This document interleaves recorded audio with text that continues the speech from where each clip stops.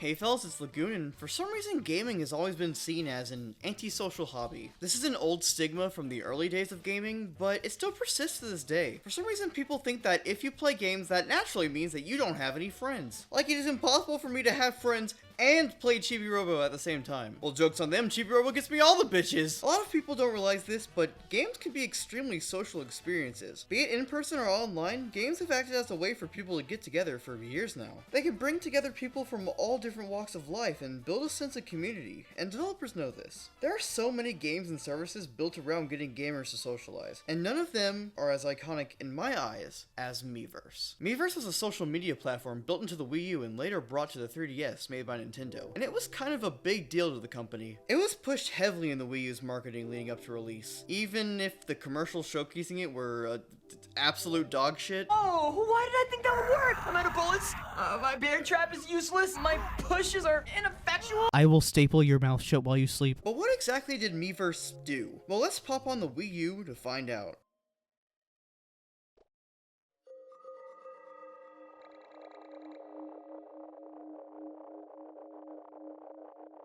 What you see here is the Wii U's Wara Wara Plaza, an element of the system's home menu. Now, it may look like a basic display of various essential applications accompanied by Miis, but back in the day, it looked like this. Here we have a list of the most popular Wii U games and apps, and all of those Miis are the avatars of real players who are posting about each game onto Miiverse. This means that right when you turn on the system, you're met with a visualization of what other players are up to. It feels really cozy, honestly, like you're being welcomed into the world of Wii U. But this is just a representation of Miiverse.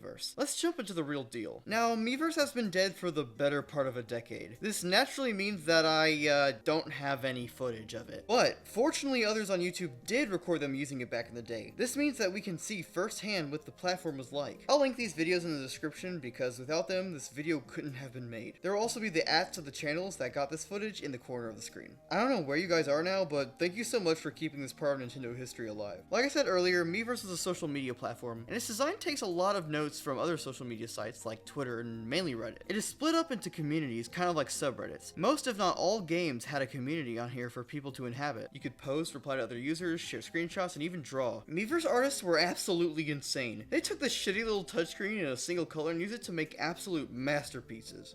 And pinups of Rosalina. Yeah, that's the thing about Miiverse. People could post anything they wanted, or at least try to. The moderation here was actually strict as hell, which was a good thing. People complained about the moderation being too intense, but like, this was a social media platform on the Wii U. Most of the users of this console were probably in elementary school, and these stupid kids made the platform an absolute sight to behold. You could find the funniest shit on here. I mean, it was essentially a virtual daycare for the weird snot-nosed freaks that saw this thing and went, "Mommy, I want one!" Putting these freaks in the same room could only ever lead to chaos. And this chaos gave us so many gems, such as...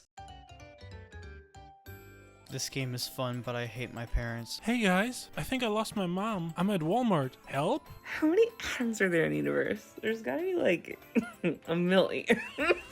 Should abortions be legal? Because I want to be banging chicks left and right as an adult, but I don't want no kids. Why is this in the Minecraft community? How does Link drive? He can't even talk. He spends his time smashing other people's pots. Who gave him his license? They were not responsible. Who had 5 babies in a dinosaur drive? Dinosaurs shouldn't even be here. They're all dead. Take it back, Samantha. Take it back. I call my teammates dad because they're never there. My mother thinks I'm in school, but instead I'm hiding in the garden with my Wii U gamepad. Okay, fine! I am a homosexual. Who thought it was even remotely okay to put this here? The point of it is that it is a trap. It's to prevent you from just holding right. Me standing outside your house with a baseball bat is also a trap. It's to prevent you from just walking forward! I don't like the police, and I do whatever I want. They love me. I want their booty. I'll love you forever. Love me back. I want their booty. I really love squid booty. Please, give me that booty. I can't live without you. I really love you. Please let me have that booty. If you do, I'll love you forever. Squid booty is amazing. I love that booty. Please give me that booty. I love your squid booty. Please give it to me. me! I can't live! And you know what the best part is? These insane posts could infiltrate the games themselves. Miiverse compatibility was baked into a lot of titles. Comments in Mario Maker, posts in the Splatoon Plaza, and even an entire Miiverse stage in Smash 4, where posts about the fighters you were using could cheer you on. This really made Miiverse feel like a core part of the Wii U and 3DS experience. It was more than just an app on the consoles, it was a core part of what made them special. Even if you were playing a single player game, you truly never felt alone. You felt like you were a part of something every time you popped in a game. Other systems have all sorts of social features and friends lists, but none of them have ever felt as personal as Miiverse. It made me feel like, even as a lonely little kid in rural America, there were people all over the world that were just like me, and that was really important. We truly lost something special when Miiverse kicked the bucket. And as much as I would love for it to come back, I know that it would never work in the modern day. The climate of gaming discussion and the internet in general has changed quite a bit. I mean, people were hateful and disgusting back then, but now, oh my god. The average social media interaction today is like, Hey guys, just beat the new Kirby game. So much fun. Have a good Thursday. go fuck yourself! Social media is home to some of the most depraved and hateful content in the universe. Even just in gaming, like I go to see discussion about a new game and people are acting like the fucking sun exploded. I want to stay as far away from modern social media as possible when I am enjoying a new game. Having that shit baked into games would be a nightmare. Miiverse had this perfect storm of circumstances that made it what it was. The 3DS was less popular than the DS, and the Wii U was a massive commercial failure. That led to a tight-knit sense of community when using the service. People were definitely chaotic on there, but it was an innocent and silly type of chaos. No doubt some heinous shit took place on the platform, but it was pretty controlled all things considered. If something like this was available on the Switch or Switch 2, there'd be more grooming than a dog parlor. Miiverse was really only something that could exist back then.